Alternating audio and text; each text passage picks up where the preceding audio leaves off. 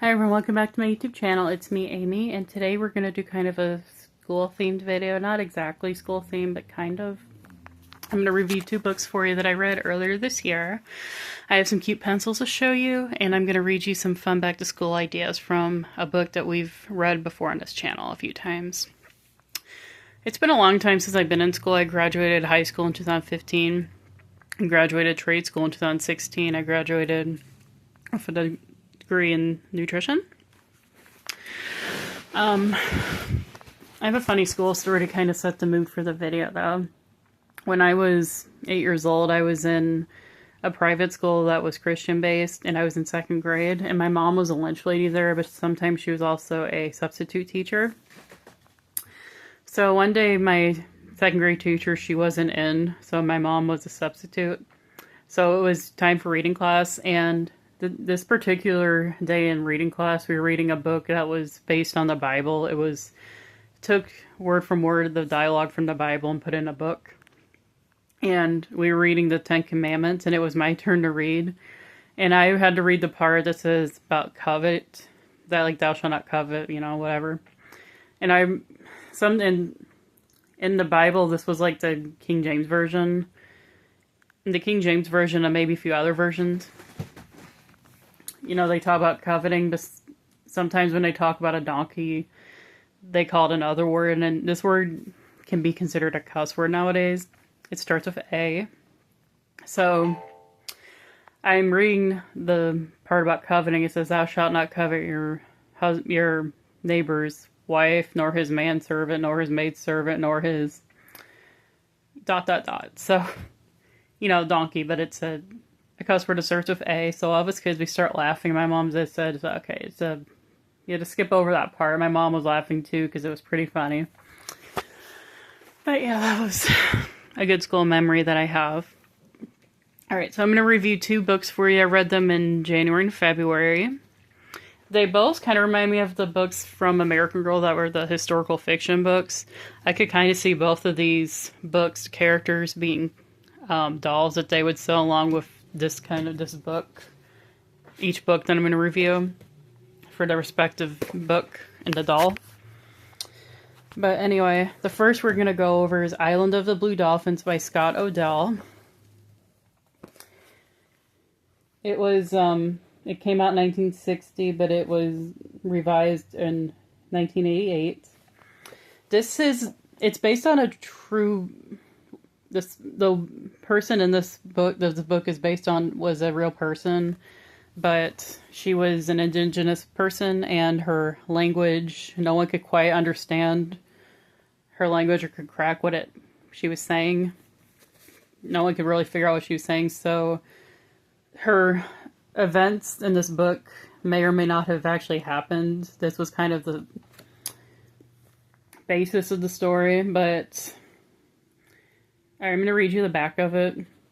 I would read you the introduction, but it's like 6 or 7 pages long, so it's kind of a longer one, so I'm not going to read that. Alright. Far off the coast of California looms a harsh rock known as San Nicolas Island. Blue dolphins splash in the water surrounding it, sea otters play in the kelp beds, and seabirds roast in its crags. Once, Indians also lived on the island until one day they decided to leave and sailed to the east. A young girl was left behind. Karana is that girl.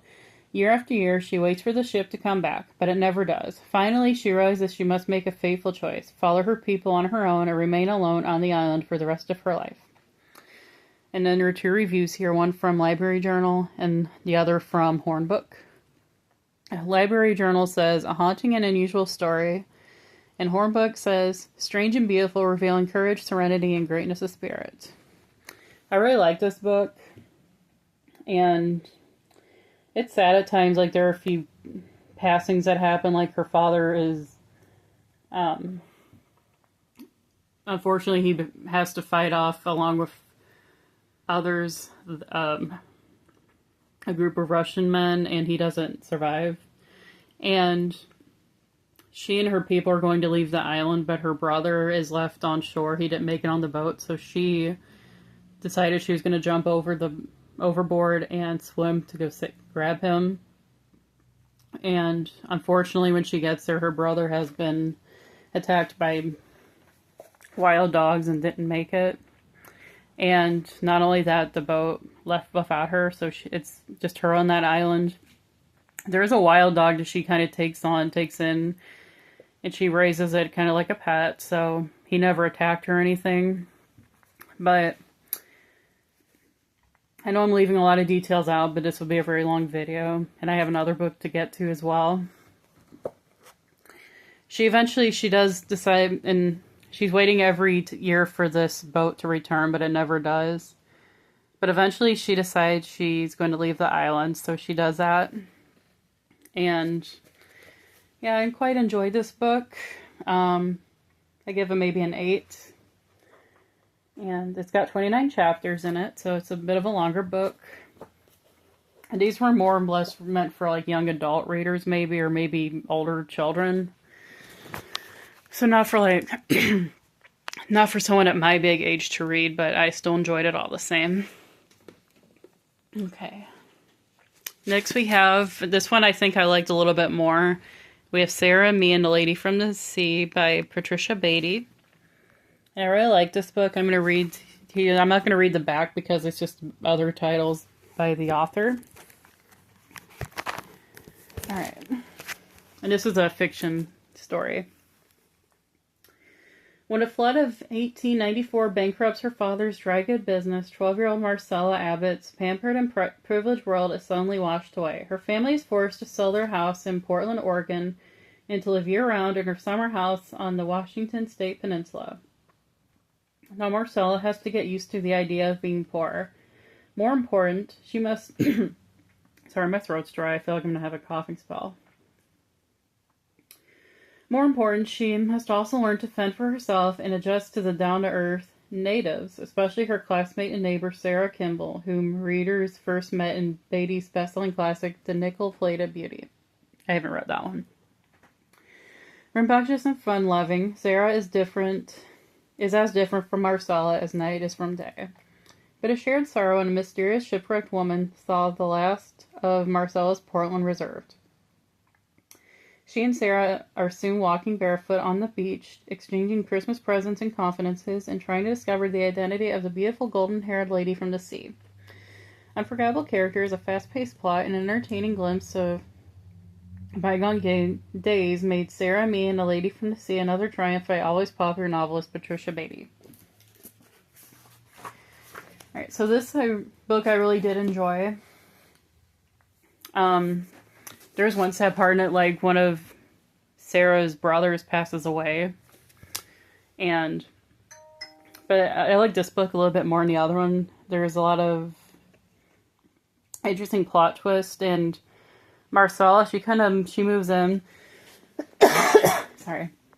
She moves to Portland. Or not to Portland. She moves to Washington, sorry, I got mixed up.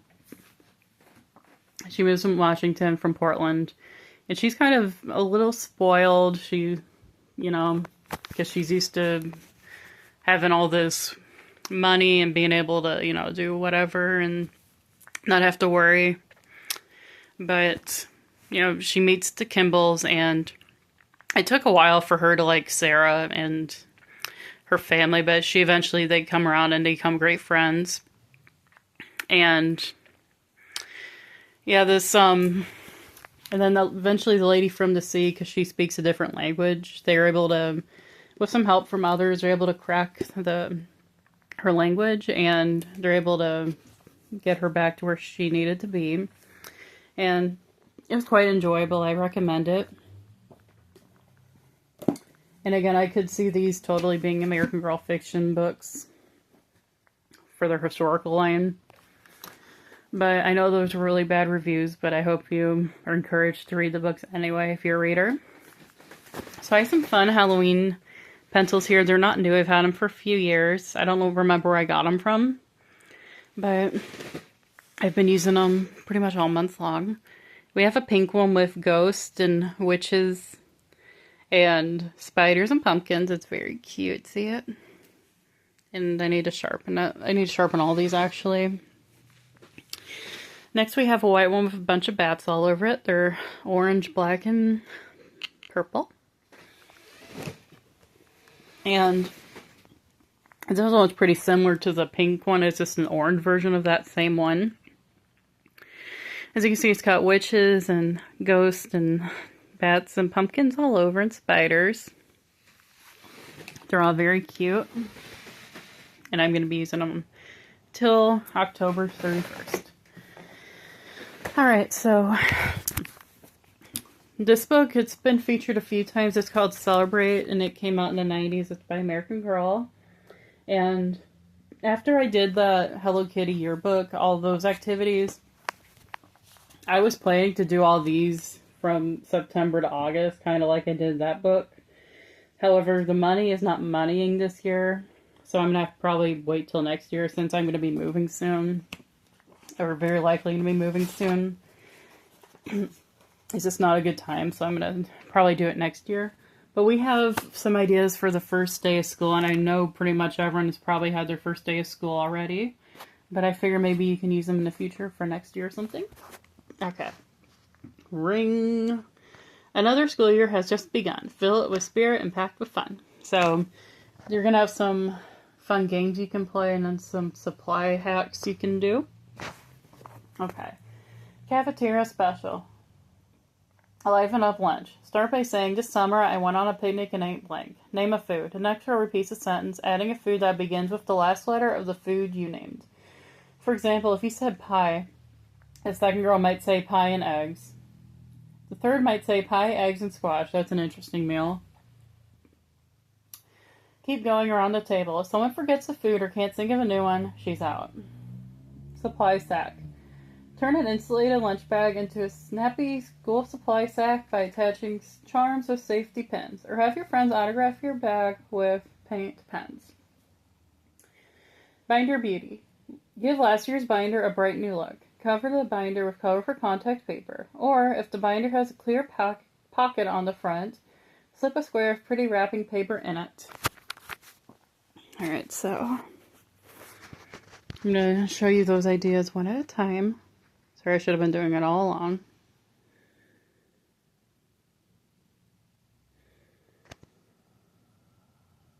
I really like that girl's outfit. Souvenir scrapbook. Bring a notebook and a disposable camera to record your first day back to school. Have everyone sign the notebook. Take pictures of classmates and teachers to put in the book. Fill an envelope inside and invite people to write predictions to seal in it, such as who will star in the class play or who will have perfect attendance. Then put the book away and don't peek till the last day.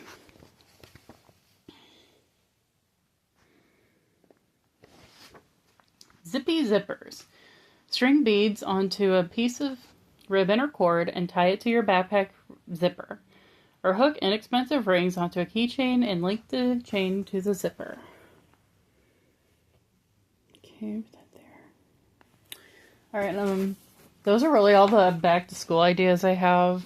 But they have a bunch of ideas for like Halloween, a few for Thanksgiving, quite a few for Christmas. They even have some for Hanukkah, New Year's Eve, Mother's and Father's Day, you know, that type of thing.